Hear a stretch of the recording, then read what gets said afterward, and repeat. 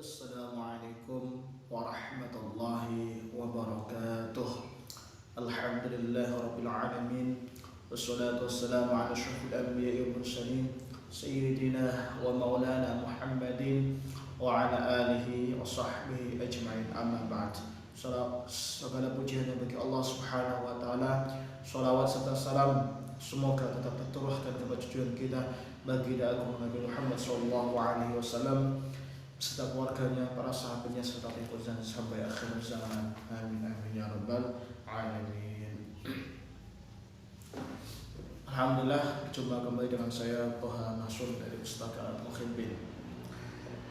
Nah, pada kesempatan kali ini kita akan melanjutkan kembali ngaji kita, yaitu kitab Mabadi Fiqhiyah ya. Yang kebetulan pada video kali ini sudah sampai ke juz 2 ya, Mabadi Fiqhiyah juz 2 karya Syekh Umar Abdul Jabbar. Nah, monggo sebelum kita seperti biasanya sebelum kita mulai ngaji, kita hajatkan Fatihah kepada beliau, semoga mudah-mudahan kita mendapat barokah dari beliau al-mu'arif pengarang kitab ini. Bismillahirrahmanirrahim. Khususan ila ruhi sayyidina wa maulana Muhammadin sallallahu alaihi wasallam wa ila jami'il anbiya'i wal mursalin wal awliya'i wasyuhada'i wassalihin wa jami'il al-mu'allifin, khususan al-mu'allif li hadzal kitab yani Mabadi Fiqhiyah Syekh Umar Abdul Jabbar rahimallahu wa nafa'a bihi wa bi'ulumihi fid dharaini wa jami'il amwati minal muslimina wal muslimat wal mu'minina wal mu'minat, khususan ila abaina wa ummahatina wa jadadina وجددنا ومشايخنا ومشايخ مشايخنا لهم الفاتحة. أعوذ بالله من الشيطان الرجيم. بسم الله الرحمن الرحيم. الحمد لله رب العالمين الرحمن الرحيم مالك يوم الدين إياك نعبد وإياك نستعين اهدنا الصراط المستقيم صراط الذين أنعمت عليهم غير المغضوب عليهم ولا الضالين. Bismillahirrahmanirrahim. Kita masuk pada bab sholah ya, bab tentang sholat ya. Sebelumnya kita sudah bahas mengenai tayamum ya, sekarang masuk bab sholat. As-sholatu bab kang nerangake sholat. Soal alaman ing ngatasi sapa wong tajibu sholati wajib apa sholat itu sholat. Bagi siapakah sholat itu? Kepada siapakah sholat itu diwajibkan? Di sini maksudnya sholat 5 waktu ya, sholat fardu ya. Jawab. Ala kulli muslimin yang atase saben-saben wong Islam balighin kang baligh aqilin tur kang aqil. Wa ala lan iku wajib atase wali sobi ing atase waline sobi. Sobi itu bermakna anak kecil ya. Berarti waline berarti orang tua anak ya. Ayyak murahu utawi yen to perintah sapa wong tuane anak ya. Bisolati kelawan salat ba'da tamami ing dalem sause sempurna apa sab isinina umure 7 tahun waya deribahu lan yen to ngajar sapa wong tua ni sobi ala tarkiha karena tinggal apa salat ba'da kamalin ing dalem sause sempurna apa ya asri sinina umure 10 tahun istri sinina. Jadi salat ini diwajibkan kepada seluruh diwajibkan kepada seluruh orang Islam ya, tanpa kecuali baik laki-laki maupun perempuan, dengan syarat dia sudah akil sudah balik ya, sudah akil balik. Jadi sholat itu diwajibkan kepada seluruh umat Islam baik laki-laki maupun perempuan yang sudah akil balik. Tanda akil balik itu apa? Akil itu berakal ya. Akil itu berakal, baligh itu dewasa. Jadi dia sudah dewasa dan sudah bisa membedakan mana yang baik, mana yang tidak. Itu akil baligh.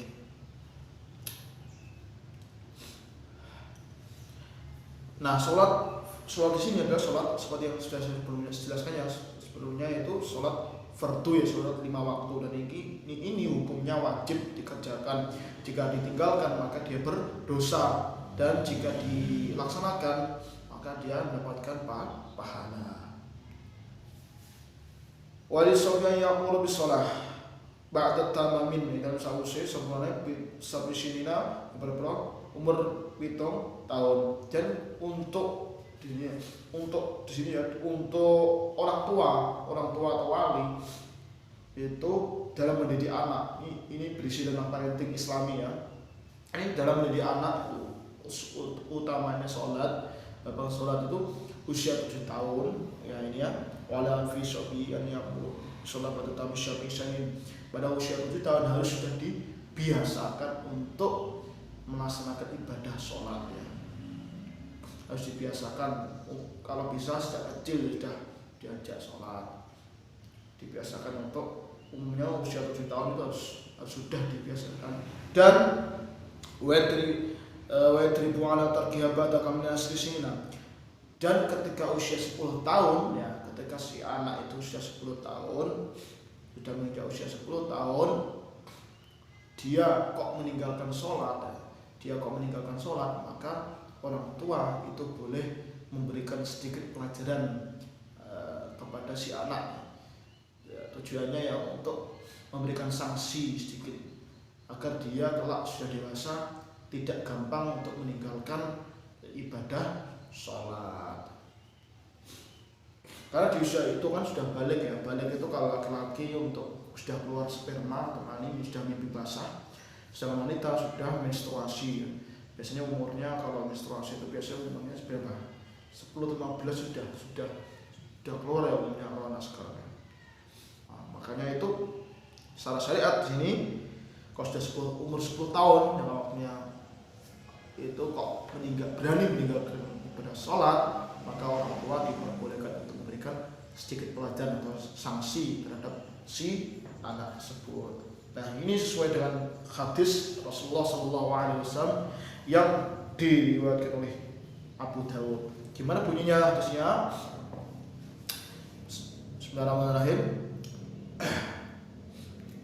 Muru auladakum bis sholati wa hum abna'u 7 sinina wa tadribuhum 'alaiha wa hum abna'u 10 wa fariqu bainahum fil madaji'i. Nah, ini dalilnya ada apa pada materi kali ini, yaitu perintahkanlah anak-anak kalian untuk melakukan sholat saat mereka usia 7 tahun ya, sesuai ya. Dan pukullah mereka jika meninggalkannya pada saat usia mereka mencapai 10 tahun, dan pisahkanlah tempat tidur mereka. Jadi riwayat Abu Dawud. Nah, inilah hadis yang menjadi dasar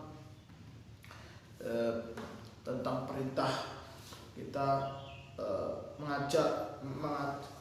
membiasakan anak-anak kita ya untuk melaksanakan ibadah sholat sejak kecil ya, usia 7 tahun sudah dibiasakan.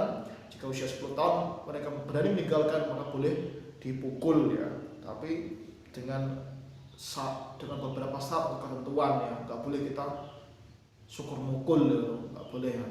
Ada beberapa catatan yang perlu para orang tua ya, harus ditaati atau diperhatikan. Apa saja catatan seorang orang tua itu boleh memukul anak pada usia 10 tahun jika mereka meninggalkan sholat? Yang pertama adalah dia tidak boleh, orang tua tidak boleh melukai atau membuat kulit pada kulit luka pada anak, yang tidak boleh melukai atau membuat kulit si anak itu luka atau cedera, itu nggak boleh. Jadi ya sewajarnya pukulnya ya, nggak boleh terlalu keras. Terus Yang kedua juga tidak boleh membuat tulang atau gigi menjadi patah. Kenemenan kalau sampai gigi si anak patah dan berdarah, itu kenemenan itu bukan mukul tapi bisa kena itu asasi itu manusia itu melakukan kasar kepada anak, nggak boleh, itu terlalu berat ya. Makanya anak tidak boleh membuat kulit luka. Yang kedua ya tidak boleh membuat tulang atau gigi rusak atau patah. Yang ketiga, pukullah di bagian ini punggung atau pundak dengan tidak terlalu keras. Jadi mukulnya di bagian pundak atau di bagian pundak, tapi jangan terlalu keras. Dulu waktu kecil saya pun juga gitu sama abah. Ternyata ya namanya anak-anak kadang ya bandel-bandelnya. Dulu juga pernah dipukul ya, mukulnya di bagian sini. Makanya nggak boleh mukul, tapi nggak terlalu keras juga, nggak sampai ekstrem tuh nggak. Pokoknya dipukul di bagian sini. Dan juga yang keempat, jangan memukul di bagian wajah. Nih bagian wajah itu nggak boleh, ya. Itu haram hukumnya. Makanya mukulnya di bagian sini, nggak boleh di bagian wajah. Dan juga tidak boleh membuat luka kulitnya sampai memar, enggak. Dan terakhir juga jangan memukul lebih dari 10 kali. Itu juga tidak diperkenankan. Nah, tapi dari semua ini ya, dari semua ini yang paling penting itu apa? Yang paling penting itu bagi para orang tua itu adalah bisa menanamkan kebiasaan untuk selalu beribadah, anak itu selalu aktif sholat ya, selalu rutin istiqomah sholat 5 waktu. Yang paling penting itu menanamkan bagaimana anak itu sudah terbiasa. Kalau dia sudah terbiasa, maka pelan-pelan nanti menjadi dewasa, dia akan dengan sendirinya melaksanakan ibadah sholat dengan sendirinya tanpa terpaksa, dan si anak itu merasa bahwa aku ini butuh sholat, aku butuh sholat, ini aku merupakan kebutuhan. Kalau sudah dewasa seperti itu. Yang paling penting ya itu kebiasaan, menanamkan kebiasaan dari kecil bagaimana dia harus mengenal sholat. Lama-lama ketika si anak itu dewasa, maka dia akan sendirinya merasa sholat itu tidak terpaksa, dan malah justru dia merasa bahwa ini sholat ini merupakan kebutuhan untuk mengabdi kepada Allah Subhanahu wa Ta'ala. Nah, dalam menanamkan kebiasaan ini, seorang tua juga tidak hanya menyuruh saja, nggak boleh kita hanya menyuruh saja, memerintahkan atau menghimbau saja, tapi orang tuanya sendiri tidak melaksanakan, sama aja ya. Seperti seperti dalam halnya sholat berjamaah, orang tua nggak bisa hanya memintakan, contoh ya, dok, gitu, ya sana sholat berjamaah di masjid sana. Tapi orang tuanya sih malah asik-asik nonton TV atau nonton YouTube.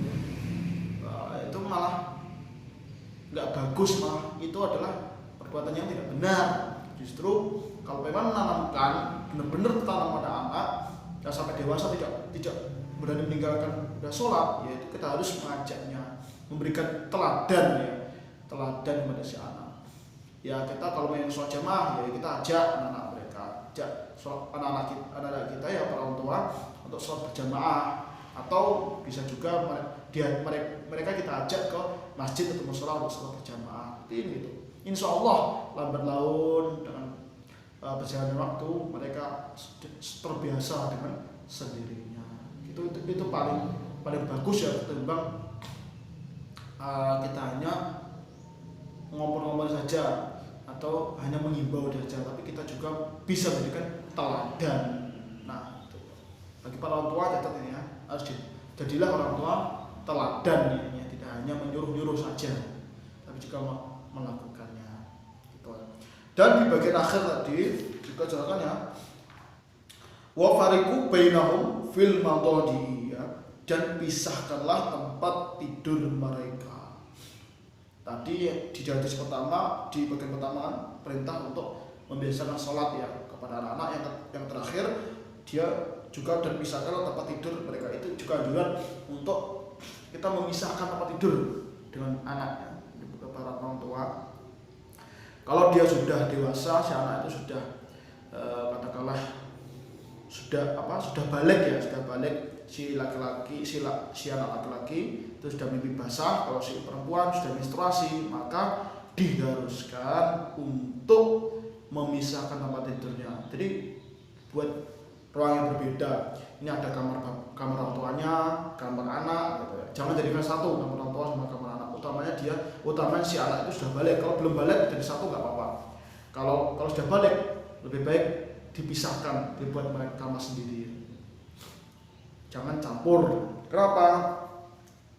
Karena menurut Imam An-Nawawi di dalam Fathul Qadir itu Syarah Jami'us Shaghir bahwa memisahkan tempat tidur anak-anak di dalam ruang yang berbeda jika mereka sudah menginjak usia 10 tahun ya adalah bentuk dari kehati-hatian dari godaan syahwat meskipun mereka adalah saudara kandung gitu. Dan juga ini sebagai bentuk apa namanya? Taat kepada perintah Allah Subhanahu wa taala, taat kepada syariat Allah ya.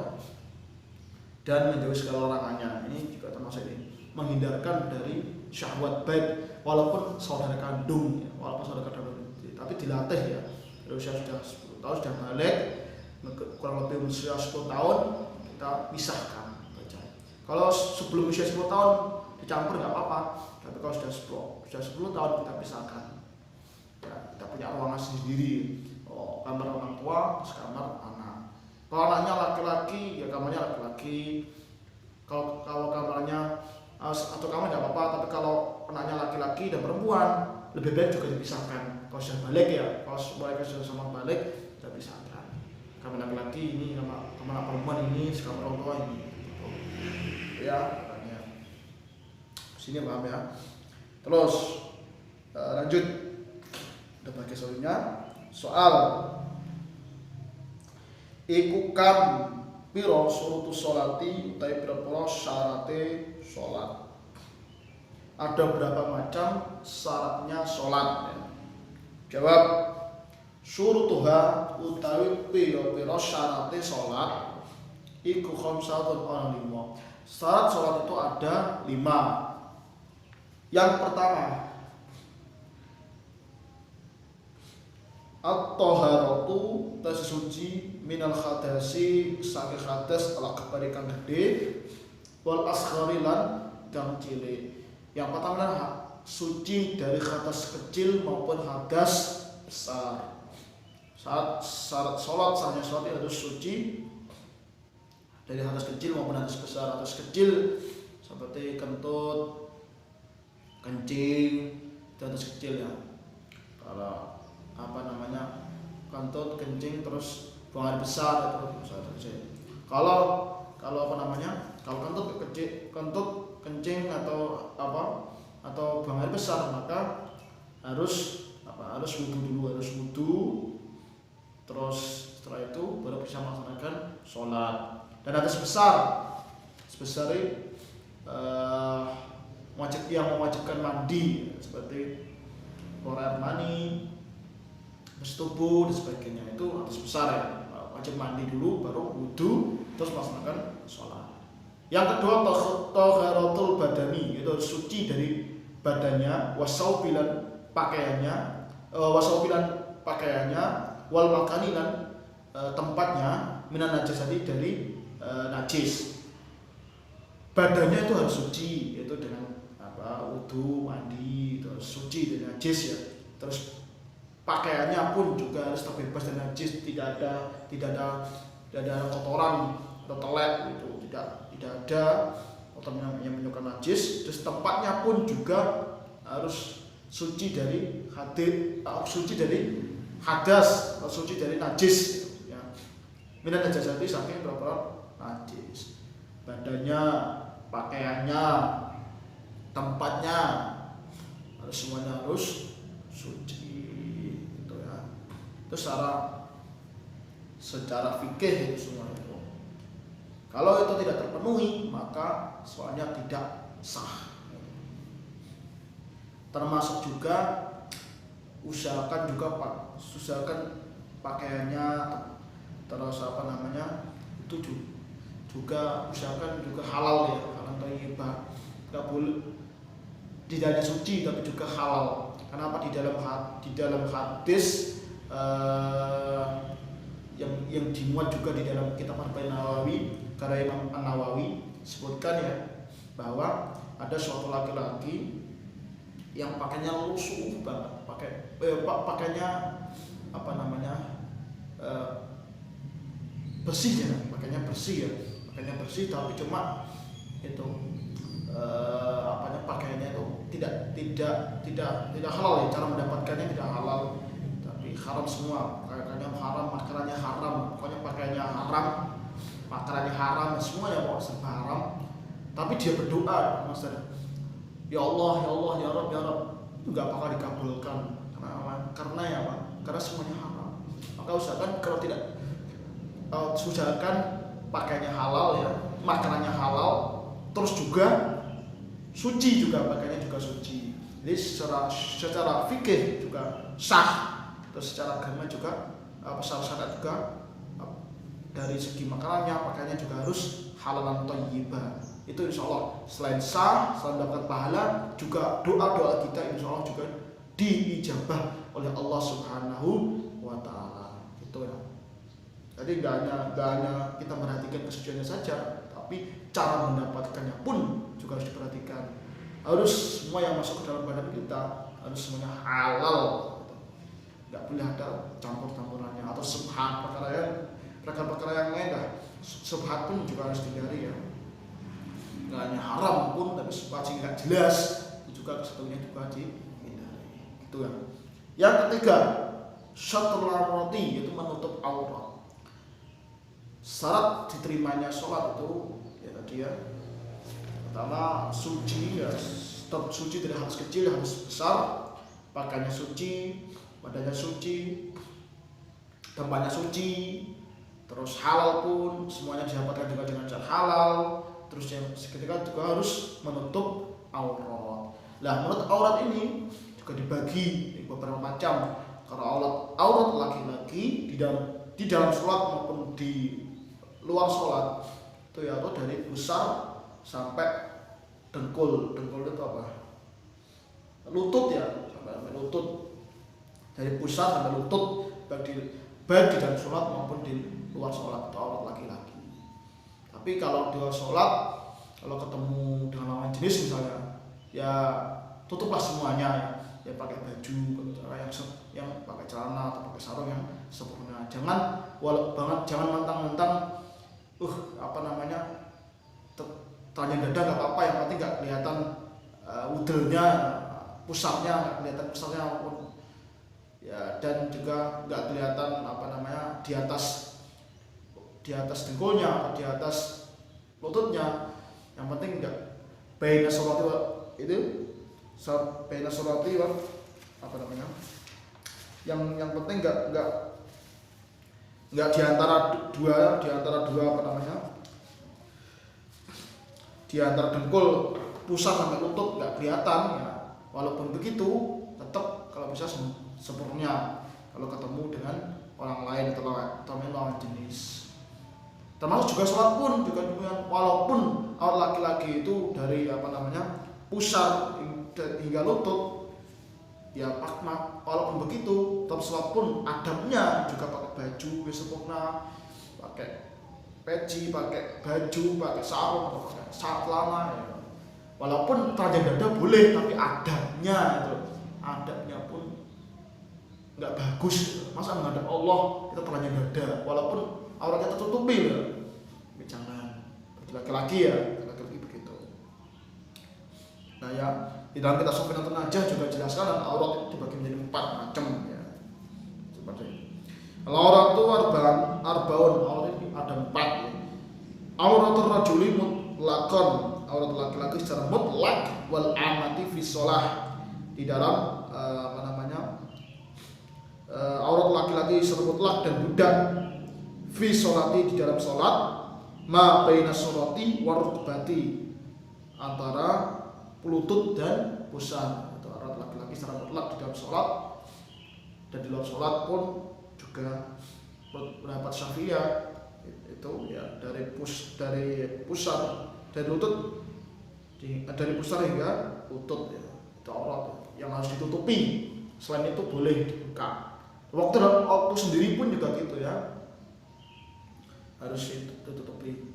Apapun bertemu dengan orang lain di jalan pun ya usahakan ya jangan telanjang dada. Terus yang kedua, apa? Waratul khurrati fi shalah janub badaniha ma shiwal wajhi wal kaffain. Waratul khurrati, auratnya wanita merdeka fi sholati dalam salat, jami'u badaniha, yaitu seluruh badannya masyiwal wajhi wal kaffaini, kecuali apa? Wajah dan dua telapak tangan. Aurat wanita sekarang, tadi kan bahas aurat laki-laki ya, sekarang yang kedua aurat wanita. Di dalam sholat itu seluruh badannya kecuali wajah dan kedua telapak tangan. Itu wanita di dalam sholat. Terus bagaimana aurat wanita di luar sholat? Nah, ini lanjutnya yang ketiga.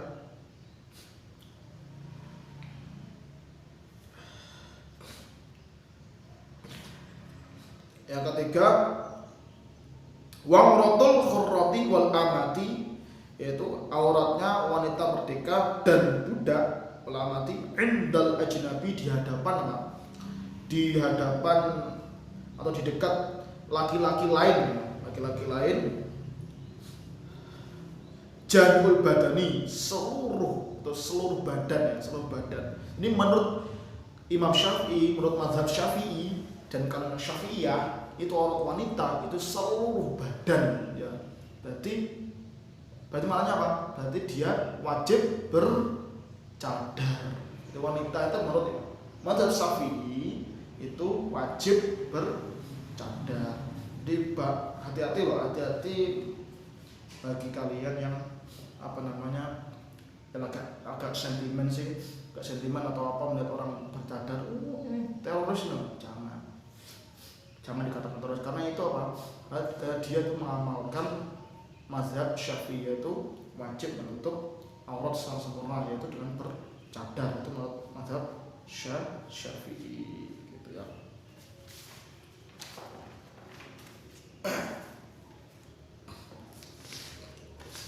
Kalau mazhab lain bagaimana? Kalau menurut mazhab Syafi'i, menurut aurat wanita itu ya, menurut Hanafi itu pakai cadar itu sunnah. Terus menurut mazhab Maliki juga sunnah gitu. Jadi mereka yang tidak pakai cadar berarti dia mengamalkan dari mazhab Hanafi maupun mazhab Maliki gitu. Kalau yang pakai cadar itu berarti dia mengamalkan mazhab Syafi'i.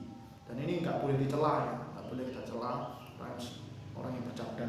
Silakan mau bercadar monggo, bagi wanita ya, kalau nggak bercadar juga monggo. Cadar itu sunnah menurut mazhab Hanafi, Maliki. Kalau pakai mazhab Syafi'i sama syukur, maka dia wajib bercadar gitu. Terus wa 'inda maharimiha wan nisa, dan aurat wanita merdeka di dekat mahramnya, wanisa, dan di hadapan wanita sama wanita, ma baina surati wa rukbati, yaitu antara perkara yang berada di antara pusar ya, wa rukbati dan lutut. Aurat wanita di dekat mahramnya maupun sesama wanita, yaitu antara pusar dan lutut gitu. Oke. Sampai sini paham ya tentang bagian aurat. Lanjut kita materi.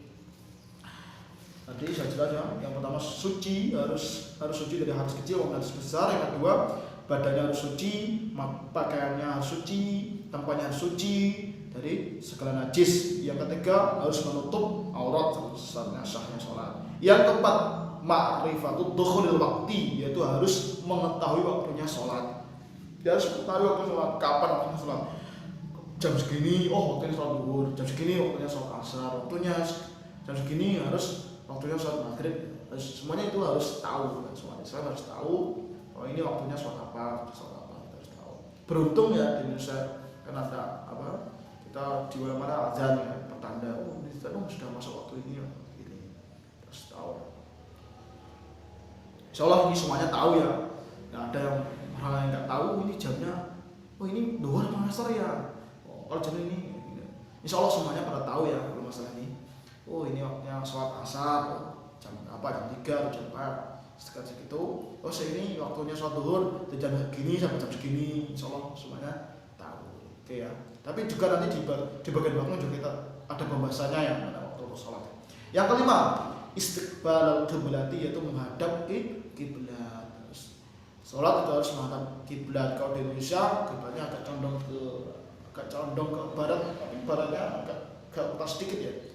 Sana itu nggak lurus tapi agak miring sedikit itu kiblatnya kalau kita berada di Indonesia. Kalau di Mekah kan ada, kalau kita berada posisi negaranya ternyata di apa namanya Ka'bah di timur terus dia di barat, berarti sholatnya menghadap timur.